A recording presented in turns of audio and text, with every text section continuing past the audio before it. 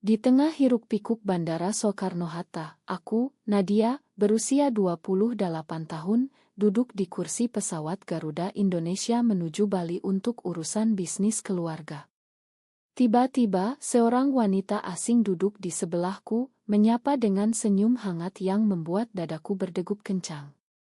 Saat dia condongkan tubuh untuk mengambil tasnya, aroma parfumnya menyentuh hidungku, dan aku sadar, ini bukan sekadar kebetulan, hatiku sudah jatuh cinta pada pandangan pertama. Meski aku tahu ini dilarang oleh segala norma yang kupeluk seumur hidup.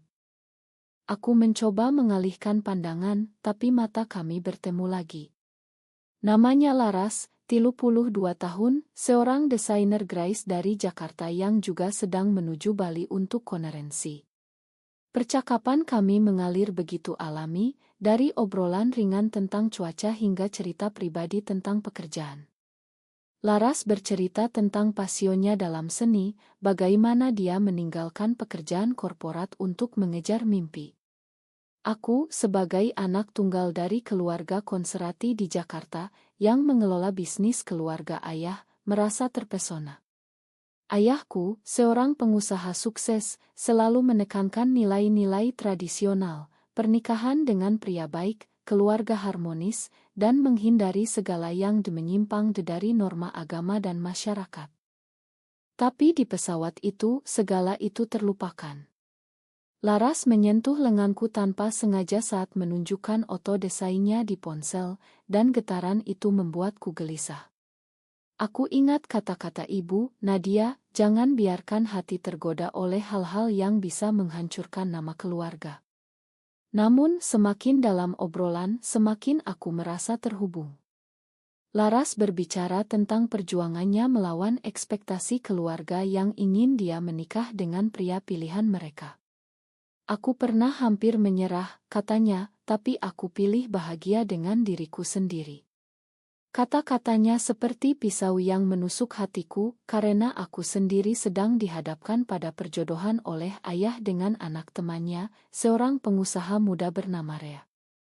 Saat pesawat mendarat di Bali, kami bertukar nomor telepon. Kita bisa bertemu lagi di sini, ujar Laras dengan mata berbinar. Aku mengangguk, tapi dalam hati, konflik mulai bergolak. Malam itu di hotel, aku tak bisa tidur. Mengapa aku merasa begitu hidup saat bersamanya? Ini bukan pertama kalinya aku merasakan ketertarikan pada wanita, tapi selama ini aku kubur dalam-dalam. Di Indonesia, di mana masyarakat masih penuh prasangka terhadap terutama lesbian, aku takut. Apalagi keluargaku, ayah yang taat beragama, ibu yang selalu khawatir tentang pandangan tetangga. Aku ingat saat kecil, ketika sepupu perempuanku dicela karena terlalu dekat dengan teman wanitanya, itu cukup untuk membuatnya diasingkan dari keluarga. Keesokan harinya, aku bertemu Laras di sebuah cafe di Seminyak. Dia tampak lebih santai, dengan baju santai yang menonjolkan keanggunannya. Kami berjalan-jalan di pantai, berbagi cerita masa lalu. Laras mengaku pernah punya hubungan dengan wanita sebelumnya, tapi berakhir karena tekanan sosial. Aku belajar bahwa cinta tak mengenal gender, tapi masyarakat kita belum siap, katanya.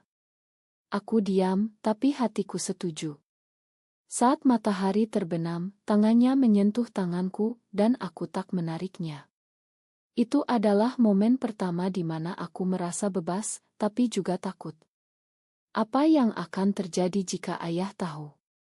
Bisnisku, warisan keluarga, semuanya bisa hancur. Konflik semakin dalam saat aku kembali ke Jakarta. Pesan-pesan dari Laras datang setiap hari, membuatku tersenyum tapi juga gelisah. Rea, calon suamiku, mulai sering menelepon, mengajak makan malam.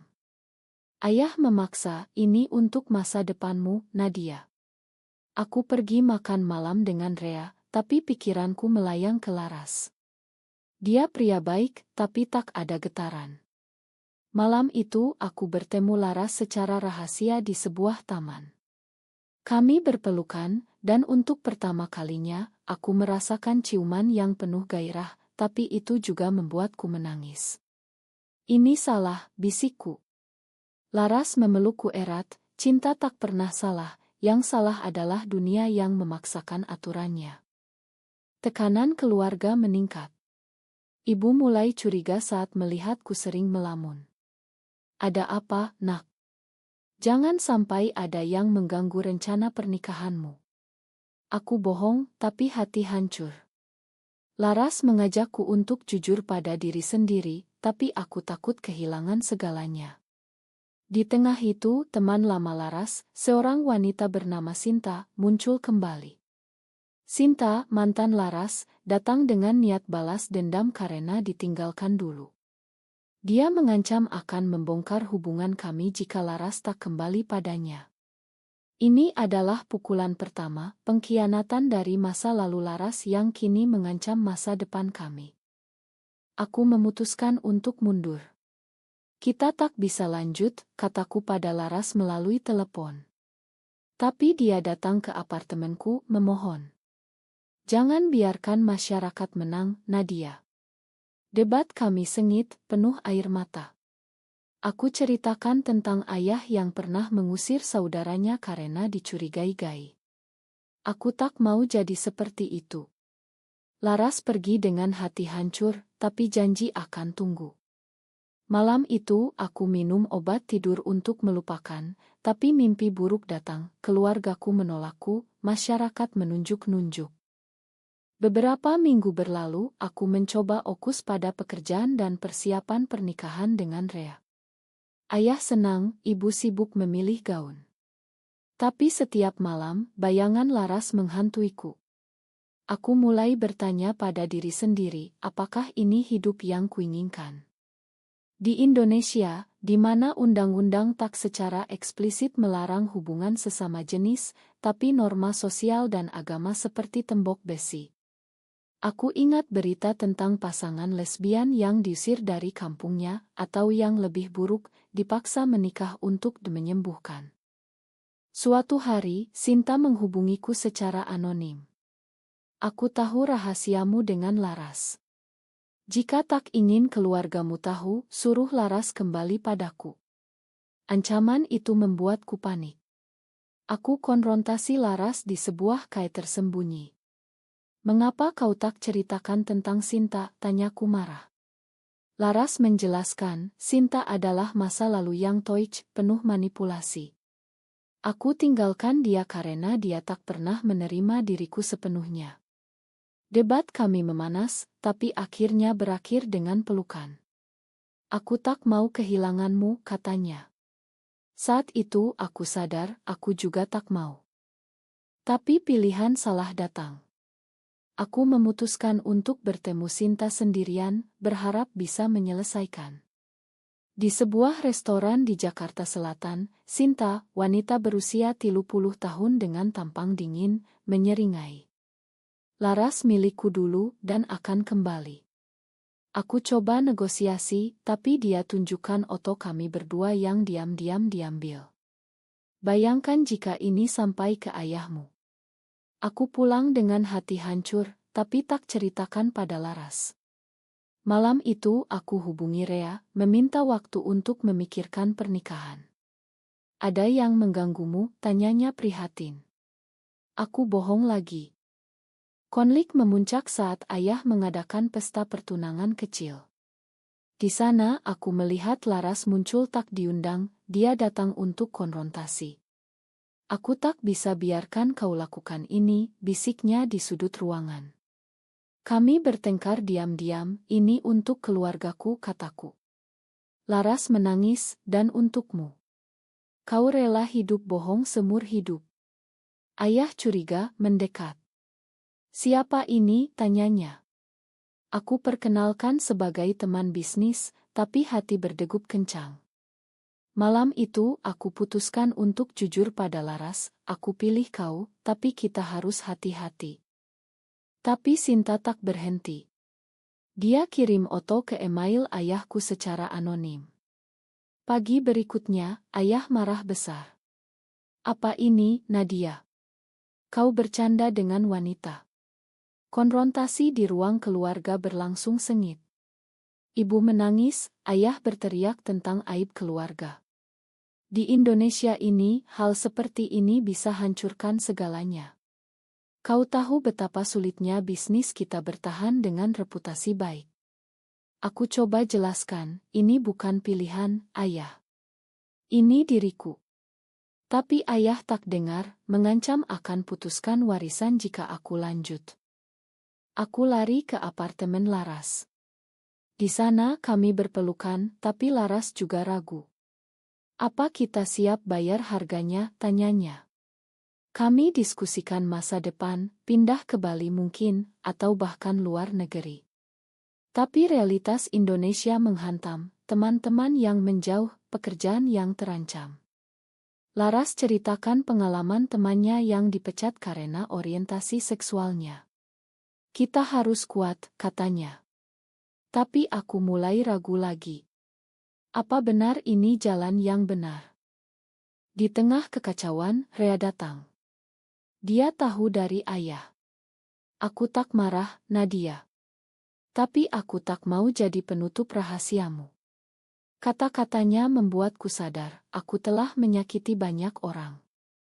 Rea pergi dengan damai, tapi itu tambah beban moral.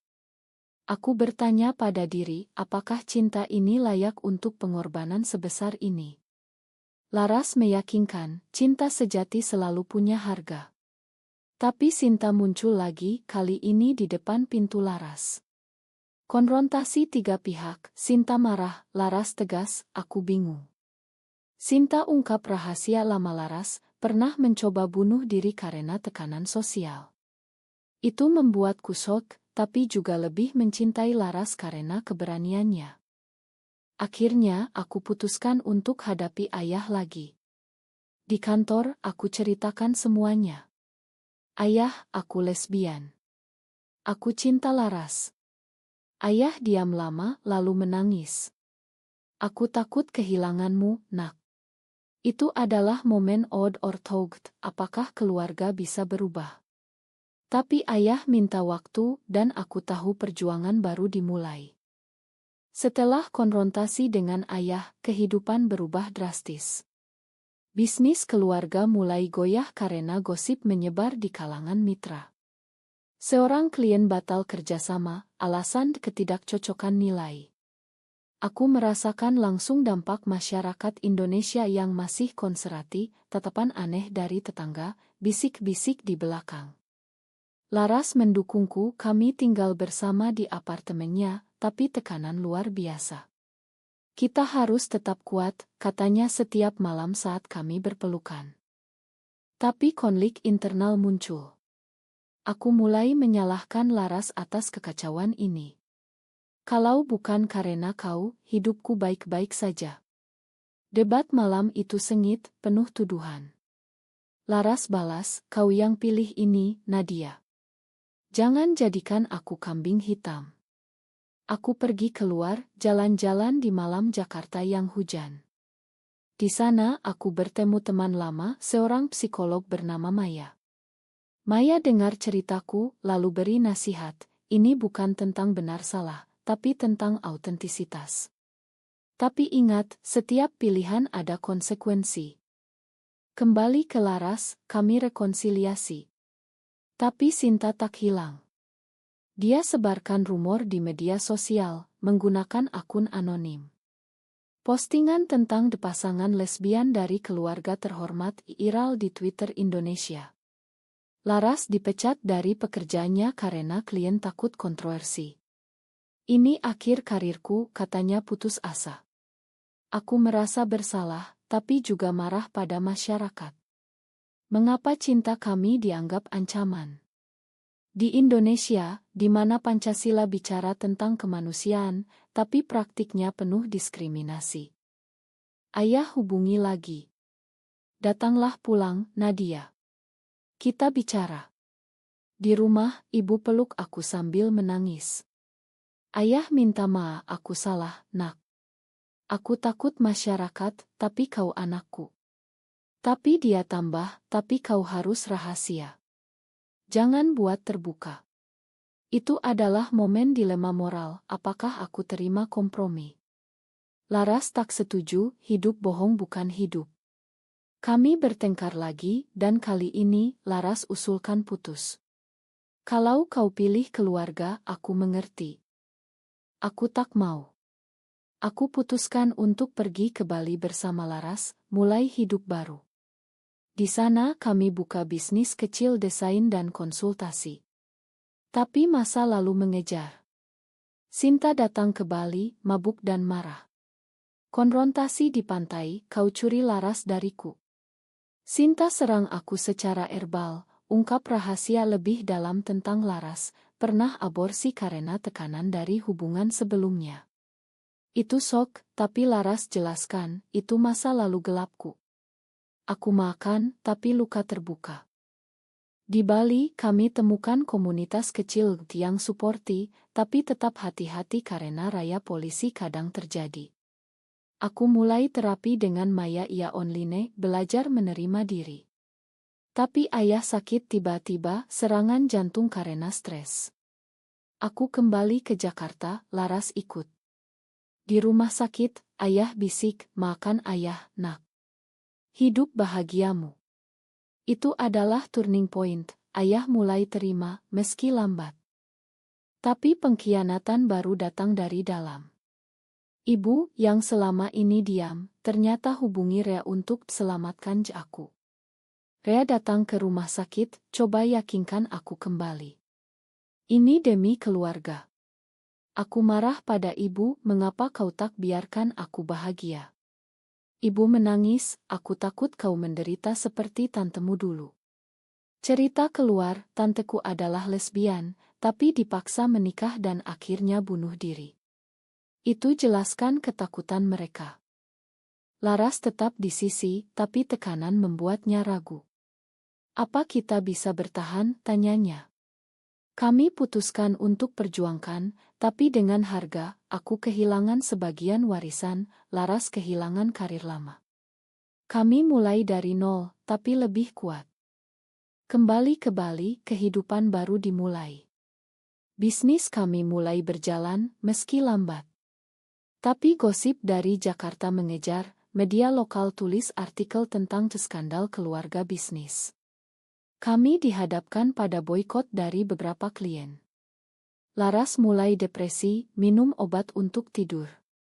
Aku khawatir, jangan biarkan ini hancurkan kita. Tapi dia balas, kadang aku pikir, mungkin Sinta benar. Aku bawa sial. Aku konfrontasi Sinta, ia telepon.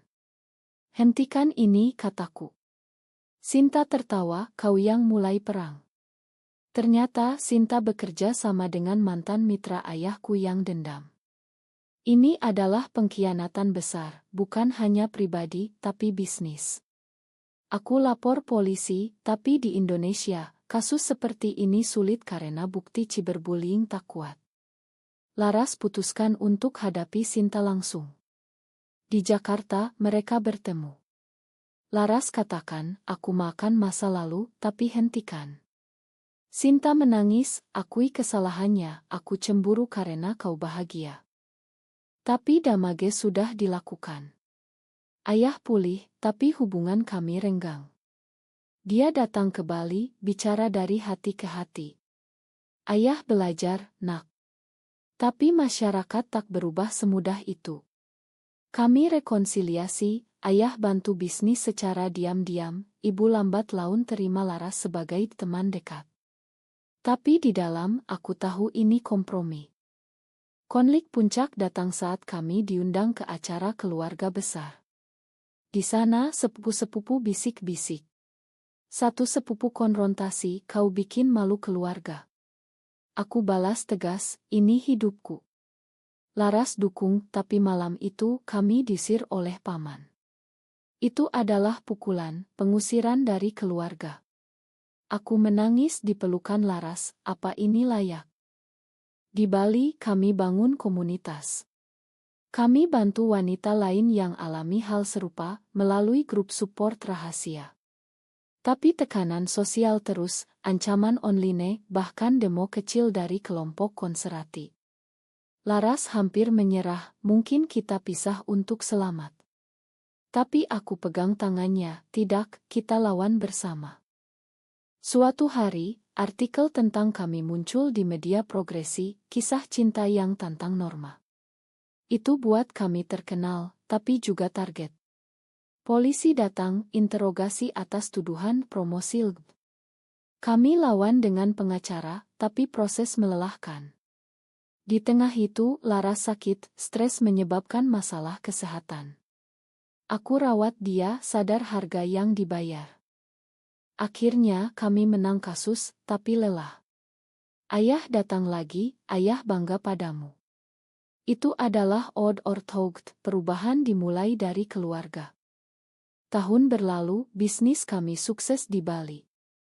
Kami hidup bahagia, meski dengan luka. Laras pulih, dan kami rencanakan pernikahan simbolis di pantai. Tapi masa lalu kembali, Sinta muncul, minta maaf tulus. Aku salah, dan aku belajar. Kami makan, tapi tak lupakan. Keluarga akhirnya terima, ayah dan ibu datang ke Bali, peluk Laras. Selamat, nak, kata ayah. Tapi masyarakat masih keras, kami dapat ancaman, tapi juga dukungan dari generasi muda. Dalam refleksi, aku sadar setiap pilihan punya harga. Aku kehilangan teman, warisan, tapi dapatkan kebebasan. Laras katakan, ini perjuangan kita.